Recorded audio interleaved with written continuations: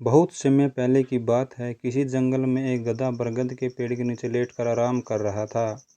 लेटे लेटे उसके मन में बुरे ख्याल आने लगे। उसने सोचा, यदि धरती फट गई तो मेरा क्या होगा।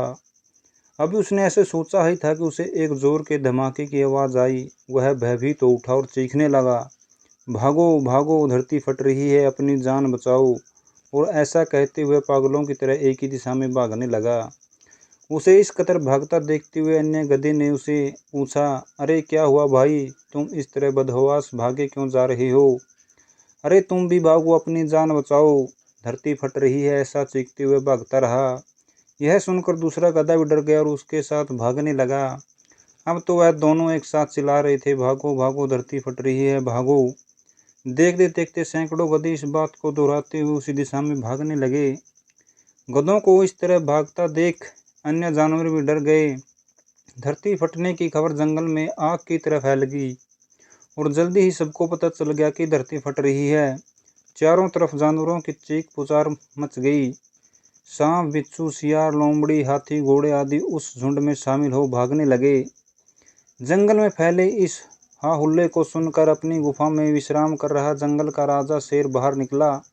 उसे अपनी आंखों पर यकीन हुआ कि सारे जानवर एक ही दिशा में भागे जा रहे हैं। वह उछलकर सबके सामने आया और गूंजती हुई दहाड़ के साथ बोला, ये क्या पागलपन है, कहाँ भागे जा रहे हो तुम सब। महाराज, धरती फट रही है, आप भी अपनी जान बचाइए, झुंड में आगे खड़ा बंदर बोला। किसने कहा ये सब, शेर ने प्रश्न किया। सब एक दूसरे का मुंह देखने लगे। फिर बंदर बोला, मुझे तो यह बात चीते ने बताई थी।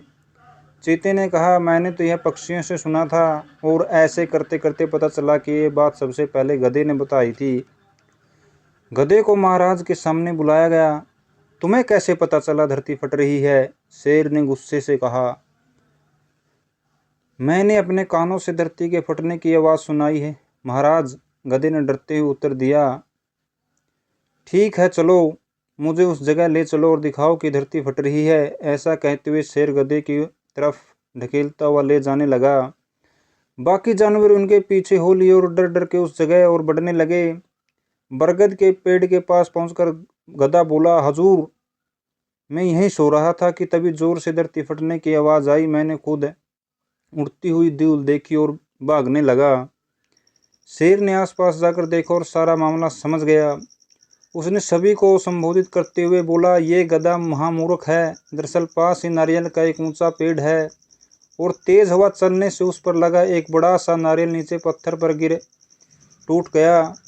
पत्थर सरकने से आसपास धूल उड़ने लगी और ये गधा ना जाने कैसे धरती फटने की बात समझ बैठा।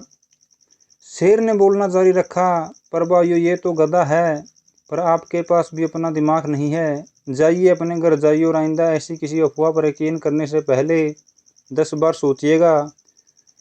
फ्रेंड्स, हमारी भी लाइफ कई बार ऐसा ही होता है कि हम किसी अफवाह को सुनते हैं और उस पर यकीन कर लेते हैं। हमें कई बार ज़्यादा पैसों के लालच में अपनी गाड़ी कमाई भगोड़ू कंपनियों में लगा देते हैं और तो कई मामलों में दंगा और भगदड़ के रूप में कई जानें ले लेती है। इसलिए हमें किसी गधे की बात पे यकीन करने से पहले अपना दिमाग ज़रूर लगाना चाहिए और ये समझना चाहिए कि अगर सैकड़ों लोग भी किसी गलत दिशा की ओर बढ़ावा दे रहे हैं तो भी वो गलत ही रहती है और उससे बचने में ही हमारी भलाई है। धन्यवाद।